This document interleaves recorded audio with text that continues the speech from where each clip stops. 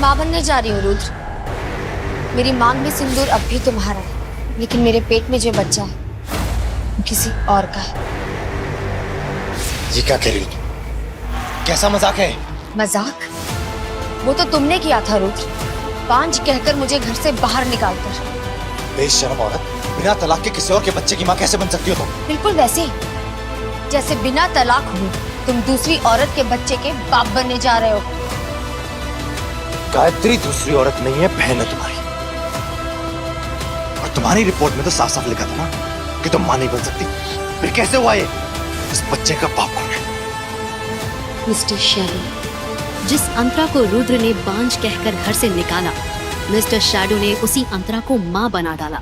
बचपन से ही अंतरा बहुत ही शांत स्वभाव की थी। उसकी माँ बहुत पहले चल बसी थी, पर अंतरा की मामा ने कभी उसे माँ की कमी महसूस नहीं होने दी। चौड़ के छोटे से कमरे में सख्त गरीबी में बचपन गुजारा।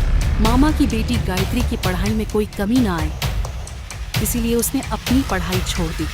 मगर गायत्री हमेशा ही उस पर तंज कसती, और अब तो अंतरा की जिंदगी में हर रोज साजिश का जहर घोलने के लिए गायत्री उसके ही ससुराल में बिना उसके पति से शादी किए रहने लगी थी। अब अंतरा की हर सुबह बेइज्जती से ही शुरू होने लगी। रुद्र बेबी, मेरा गला बहुत सूख रहा है। अंतरा, जाओ जाकर गायत्री के लिए जूस लेकर आओ। अंतरा के दिल में तो आया कि वो गायत्री का मुंह नोच ले, मगर गायत्री की प्रेगनेंसी और रुद्र का गुस्सा याद करके वो चुपचाप जूस लाने किचन में चली गई। ये जूस किसके लिए लेके जा रही? वो मम्मी जी गायत्री के लिए ले जा रही हूँ। तू रहने दे, तेरा भरोसा नहीं। पता नहीं अगर जूस में जहर मिला दिया और मेरा होने वाला पोता पैदा होने से पहले ही मर गया तो? Dinu, yes ma'am. ये जूस गायत्री को दे। 4 साल में एक बार भी तुमने रुद्र के करीब जाने की कोशिश नहीं की, तो तुमसे बच्चा क्या खाक पैदा होगा? मम्मी जी, मैंने रुद्र के दिल जीतने की बहुत कोशिश की, पर वो मेरे करीब आता ही नहीं है, तो मैं क्या करूं? अरे तेरे जैसी अनपढ़ भिकारन के करीब तो मेरे घर का कुत्ता भी ना आए। तुझे क्या पता रूप सौंदर्य क्या होता है? अपनी छोटी बहन से ही कुछ सीख लिया होता। अब यहाँ खड़ी मेरा मुंह क्या देख रही है? फिनाइल उठा और पूरे घर की सफाई कर। पूरे घर की सफाई करने के बाद मौका मिलते ही अंतरा रुद्र से बात करने के लिए उसके कमरे में जाती है। रुद्र, तुम्हारे और मेरे बीच का राज तुम्हें अच्छे से पता है, उसके बाद भी तुम। अगर तुम्हें ऐसा लगता है कि तुम तुम्हारी चालाकियों में कामयाब हो जाओगे, तो ऐसा तो होगा नहीं। मैं तुम्हें तुम्हारे मकसद में कभी कामयाब नहीं होने दूंगा। मेरा क्या मकसद है रुद्र? अगर तुम्हारे दादाजी ने वो शर्त नहीं रखी होती तो मैं तुमसे कभी शादी नहीं करती। सब समझता हूँ मैं अंतरा, तुम जैसी चौल में रहने वाली लड़कियों की चालाकी मैं बहुत अच्छे समझता हूँ। इतना कहकर रुद्र कमरे से बाहर निकल गया। तभी गायत्री अपने बिस्तर से उठी और आग में घी डालने के लिए उसने कुछ ऐसा किया जो अंतरा सपने में भी नहीं सोच सकती थी। अब होगा असली हंगामा। अंतरा, ये साबुन का पानी जमीन पे क्यों गिरा रखा है तूने? अभी मैं गिर जाती तो? रुद्र, गायत्री, रुद्र देखो ना। रुद्र दौड़ता हुआ आया और साथ में उसकी माँ भी थी। ये मुझे गिरा के हमारे बच्चे को नुकसान पहुंचाना चाहती है। ये पानी मैंने नहीं गिराया। चुप कर कभी नहीं, जुबान लड़ाती है। तेरी इतनी हिम्मत! आज मैं तुझे जिंदा नहीं छोड़ूंगी। मुझे दर्द हो रहा है। मधु आहूजा अंतरा का हाथ पकड़कर उसे सीढ़ियों से घसीटते हुए जैसे ही मेन गेट तक लाती है, रुद्र की आवाज उन्हें रोक लेती है। एक पल के लिए अंतरा को लगता है कि चाहे कुछ भी हो जाए, रुद्र उसे घर से बाहर नहीं निकालेगा। लेकिन जिस रुद्र से अंतरा उम्मीद लगाए बैठी थी, वही खुद दरवाजा खोलकर अंतरा को शहर के सबसे पॉश एरिया में बने आहूजा हाउस से बाहर ढकेल देता है। दफा हो जाओ मेरे घर से। प्लीज मेरे साथ ऐसे मत करो।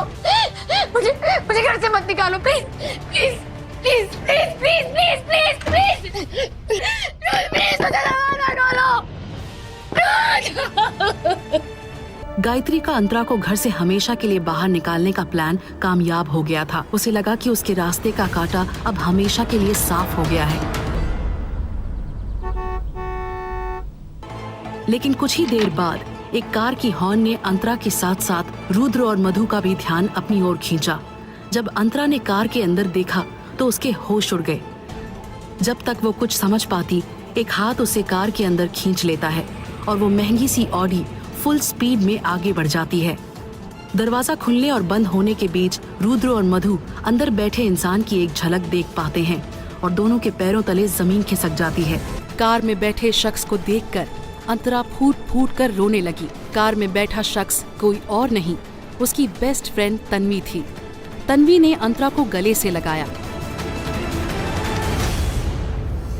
अंतरा, तेरे साथ जो कुछ भी हुआ है ना, हम उसका बदला लेंगे। मेरे पास एक प्लान है, लेकिन पहले तुझे मुझे पूरी बात बतानी पड़ेगी। वो याद कर रही थी कि कैसे कुछ दिन पहले अंतरा की जिंदगी में एक तूफान आया था। मैं कभी मां नहीं बन सकती, लेकिन मेरी शादी तो उसी शर्त पर हुई थी।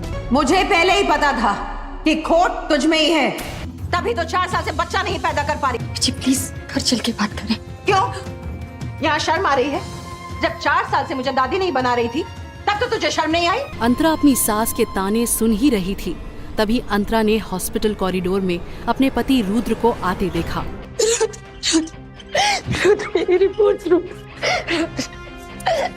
रुद्र ने अंतरा को खुद से दूर झटक दिया। वो एक्साइटमेंट में अपनी माँ के पास जाकर बोला, रिपोर्ट पॉजिटिव है।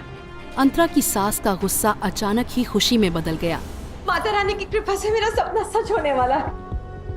अंतरा अपने पति रुद्र और अपनी सास के बदलते बर्ताव को देखकर कंफ्यूज हो रही थी, लेकिन अंतरा कुछ समझ या कह पाती उसके पहले ही अंतरा की मामेरी बहन गायत्री वहां आ गई और उसकी सास के पैर छूने लगी।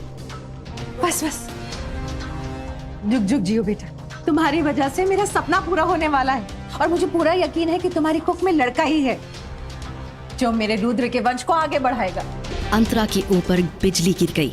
उसे यकीन नहीं हो रहा था कि उसकी अपनी कजिन, जिसके लिए वो बहन जैसी थी, उसी ने उसका घर तोड़ दिया था। तेरे ससुराल वाले आखिर अपने आप को समझते क्या है? हाँ, तन्वी तो हमेशा मुझसे कहती थी ना कि एक ड्रिंक मार और सारे गम भूल जा।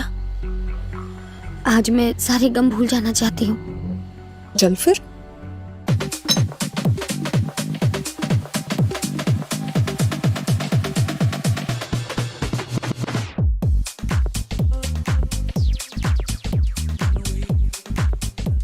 कैसा लगा?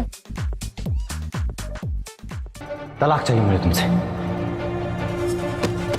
दफा हो जाओ मेरे घर से।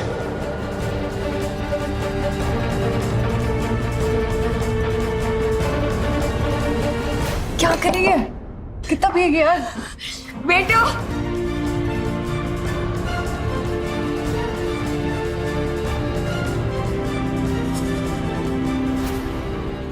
अंतरा, संभाल यार खुद को।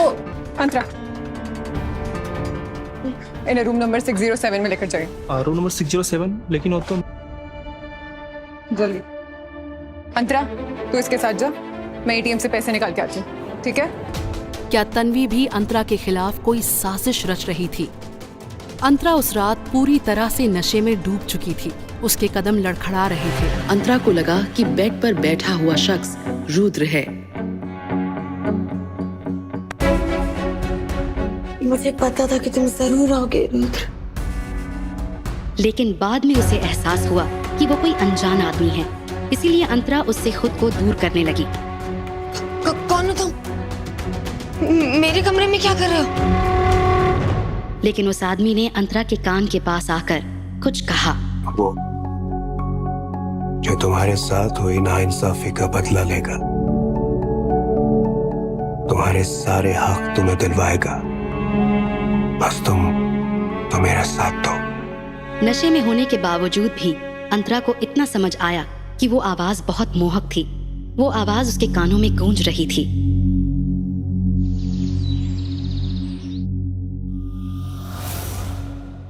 जब अंतरा की नींद खुली तब सुबह हो चुकी थी, लेकिन सूरज नहीं निकला था।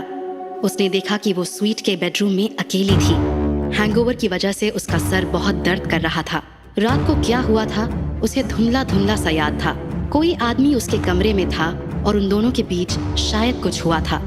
लेकिन फिर अंतरा ने सोचा कि ये जरूर उसका सपना होगा, क्योंकि उसे खुद पर यकीन था कि वो चाहे कितनी भी नशे में हो, किसी अनजान आदमी के साथ रात बिताना तो दूर की बात, वो उसे छुएगी भी नहीं।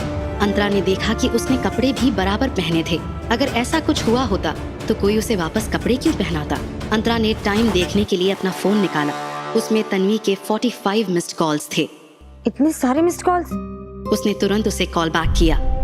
अंतरा कहाँ है तू? मैं कल रात से तुझे ढूंढने जा रही हूँ। होटल रूम में। मुझे एक बार अपना रूम नंबर चेक करके बता।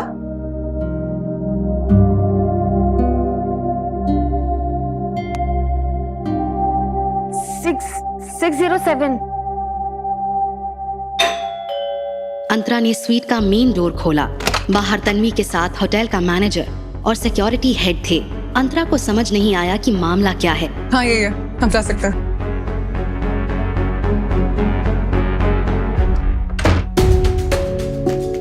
तुझे पता है मैं पूरी रात तुझे ढूंढ ढूंढ कर कितना पागल हो गई थी। हाँ लेकिन कल रात को तो हम दोनों साथ ही में थे ना, और शायद तू ही कहीं जाने की बात कर रही थी। मतलब तुझे कुछ याद नहीं है कल रात क्या हुआ? तन्वी ने अपने पर्स से एस्पिरिन निकालते हुए कहा, ये ले, तू पहले ये खा, फिर मैं बताती हूँ तुझे कि कल रात क्या हुआ। अंतरा ने एस्पिरिन ली और तन्वी से सुनने लगी। मैं कल रात एटीएम गई थी तेरे लिए कैश निकालने, और जो होटल स्टाफ है उसको मैंने बोला था कि तुझे रूम नंबर 604 में ले जाए, जो यूजुअली मेरे डैड की कंपनी वालों के लिए रिजर्व रहता है। पर शायद शोर की वजह से उसने 604 को 607 समझ लिया और तुझे यहाँ लाकर रख दिया। और वो जो वेटर था जिसने तुझे यहाँ छोड़ा, उसकी भी शिफ्ट खत्म हो गई, इसलिए वो भी चला गया और उसका कॉल भी नहीं लग रहा था। और ऊपर से यहाँ का सीसीटीवी, इसको भी कल ही खराब होना था। तुझे इतने कॉल्स किए और तू उठा ही नहीं रही थी। अब इतने बड़े होटल में मैं तुझे कहाँ ढूंढती रहती यार। सॉरी यार, फोन साइलेंट मोड पर था। अभी मैं बस पुलिस के पास ही जाने वाली थी, वो तो अच्छा हुआ तेरा कॉल आ गया। I'm sorry यार, मेरे कारण तुझे कितनी प्रॉब्लम हुई। Come on यार, चिल, इसमें तेरी कोई गलती नहीं है। अच्छा तुझे पता है? तन्वी कुछ और कहती उससे पहले अंतरा का फोन बज गया। अंतरा ने देखा तो स्क्रीन पर रुद्र फ्लैश हो रहा था। तुम्हें मेरी इतनी फिक्र कब से होने लगी? मुझे तुमसे बात करने का कोई शौक नहीं है। मैंने तुम्हें सिर्फ ये बताने के लिए कॉल किया है कि आज दोपहर 12 बजे फैमिली कोर्ट पहुंच जाना। डिवोर्स के पेपर फाइल करने हैं। और हाँ, उसके बाद तुम्हें जिसके साथ अपना मुंह काला करवाना है ना, करवा सकती हो, मुझे कोई फर्क नहीं पड़ता। ये क्या बकवास कर रहे हो तुम? जिसकी जैसी सोच। बाकी सच बात तो ये है कि मैं कल रात से तन्वी के साथ हूँ। मानना है तो मानो, वरना भाड़ में जाओ। इतना कहकर अंतरा ने गुस्से में फोन काट दिया। तभी रूम नंबर 602 में 10 लोग हैं जो तुम्हारे साथ कुछ गलत करना चाहते हैं और उन्हें गायत्री ने भेजा है। मैसेज पढ़कर अंतरा हक्की बक्की रह गई। व्हाट? लेकिन तुम कौन हो और ये सब कैसे जानते हो? तुरंत रिप्लाई आया, मैं वही हूँ जिसने कल रात तुम्हारी पीठ पर एक निशान छोड़ा है। ये देखते ही अंतरा की आंखें बड़ी हो गई। वो तुरंत आईने के पास गई, अपनी पीठ देखी। कंधे के पीछे एक लव बाइट का निशान था। इसका मतलब ये था कि जो कुछ रात हुआ वो एक सपना नहीं था बल्कि हकीकत थी। अंतरा की हालत खराब होने लगी। तब एक और टेक्स्ट आया। मैंने जो कल रात तुमसे कहा था, अगर तुम उसके लिए तैयार हो तो मुझे कॉल जरूर करना। डिसीजन तुम्हारा है, और हाँ, कोई जल्दी नहीं है। अंतरा ये सब पढ़कर उस रात की मोहक आवाज को याद करने लगी। जो तुम्हारे साथ हुई नाइंसाफी का बदला लेगा, तुम्हारे सारे हक तुम्हें दिलवाएगा। उसके दिमाग में सवालों का तूफान था। वो आदमी रुद्र का राइवल था या गायत्री का? अगर वो दोनों का दुश्मन था तो उसके साथ क्यों सोया था? तब एक और टेक्स्ट मैसेज आया। तुम्हारे बैग में एक डेबिट कार्ड है जिसका पिन है 3494 और उस अकाउंट में 5 लाख रुपए हैं जो कि अब तुम्हारे हैं। अंतरा ये पढ़कर स्टन्ड रह गई। कभी कभी ये जो बहुत अमीर लोग होते हैं ना, इनकी पसंद भी बहुत अजीब और वियर्ड होती है। मतलब क्या पता तुम्हारे मिस्टर शैडो को भी शादीशुदा औरतें पसंद हो? तन्वी की इस बात ने अंतरा की उलझन और बढ़ा दी थी। अब तक वो मिस्टर शैडो से सिर्फ 2 बार मिली थी, लेकिन वो भी बहुत कम समय के लिए। इतने कम समय में मिस्टर शैडो की मानसिकता विकृत है, ऐसा कुछ लगा नहीं था। आखिर कौन है मिस्टर शैडो? वो अंतरा को अपना चेहरा क्यों नहीं दिखा रहा था? आखिर क्या रहस्य था इस आदमी का? कहीं सच में वो कोई विकृत इंसान तो नहीं था? क्या सच में वो अंतरा की मदद करना चाहता था, या फिर ये कोई साजिश थी? जानने के लिए सुनते रहिए मिस्टर शैडो, सिर्फ पॉकेट FM पर।